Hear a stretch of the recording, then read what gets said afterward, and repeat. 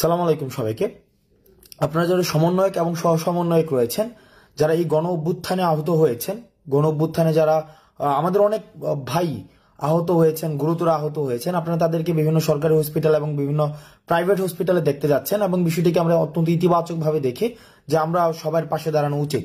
কিন্তু আপনারা জানেন যে স্বাস্থ্য মন্ত্রণালয় থেকে ইতিমধ্যে যারা আহত হয়েছে তাদের জন্য ডেডিকেটেড স্পেশাল ইউনিট করে দেওয়া হয়েছে, কারণ পোস্ট অপারেটিভ যেই ধরনের সংক্রামকগুলো ছড়ায় সেই জিনিসগুলো হচ্ছে একজন রোগীর জন্য আরো বেশি প্রবলেমেটিক। অর্থাৎ একটা রোগী এখন যে পর্যায়ে রয়েছে তার পরবর্তীতে অপারেশনের পরে যে বিভিন্ন যেই সংক্রামক ছড়ানোর যে প্রবণতাটি থাকে সেটি ওই রোগীকে আরো বেশি ক্ষতির সম্মুখীন করে ফেলে। সেই জায়গা থেকে আমরা যারা বিভিন্ন হসপিটালে ভিজিট করতে যাই আমরা যেন সচেতন থাকি, যেন আমরা রোগীর কেবিনে যেন আমরা প্রবেশ না করি। আমরা যারাই যাচ্ছে বিভিন্ন হসপিটালে আপনারা সর্বোচ্চ একজন বা দুজন আপনারা হসপিটালে প্রবেশ করবেন আর বাকিরা বাইরে থাকবেন।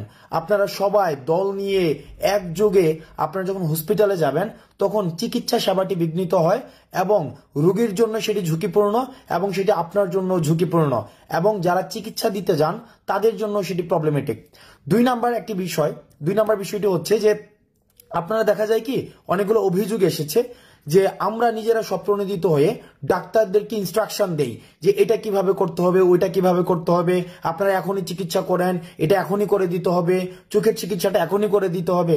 দেখুন, চিকিৎসা বিষয়ে আমার এবং আপনার থেকে নিশ্চয়ই যিনি ডাক্তার রয়েছেন তিনি বেশি অভিজ্ঞ।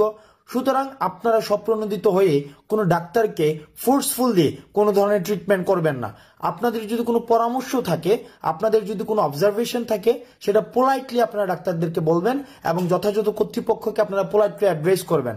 আপনারা যদি একদম স্বপ্রণোদিত হয়ে একটা দল নিয়ে কিছুক্ষণ পর পর একটা দল এখন গেল, একটা আবার 10 মিনিট পর আরেকটা টিম আসলো, আবার 2 ঘন্টা পর আরেকটা টিম হসপিটাল ভিজিট করতে আসলো এবং প্রত্যেকেই যদি ডাক্তারকে ইনস্ট্রাকশন দেওয়া শুরু করে তাহলে ডাক্তাররা চিকিৎসাটা করবে কখন? সুতরাং হসপিটালে আপনারা প্রথমত হচ্ছে না যাওয়ার চেষ্টা করবেন।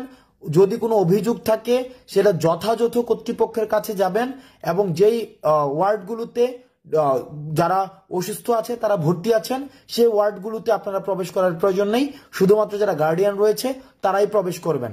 এবং যারা সমন্বয়ক রয়েছেন, সহ সমন্বয়ক রয়েছেন, আপনাদের প্রতি আহ্বান থাকবে এই চিকিৎসা পদ্ধতিটা, এই চিকিৎসা প্রক্রিয়াটা যেন ডাক্তাররা খুব সুন্দরভাবে পরিচালনা করতে পারে। তাদেরকে আমরা বিভিন্ন পরামর্শ দিয়ে সহায়তা করব, কিন্তু তাদের সাথে কোনো ধরনের ইল ট্রিটমেন্টে, কোনো বাজে ব্যবহার, তাদেরকে ফোর্সফুলি কোনো কিছু বলা, এই কাজগুলো আমরা করব না। আপনারা ভালো থাকবেন, সুস্থ থাকবেন। সালামু আলাইকুম।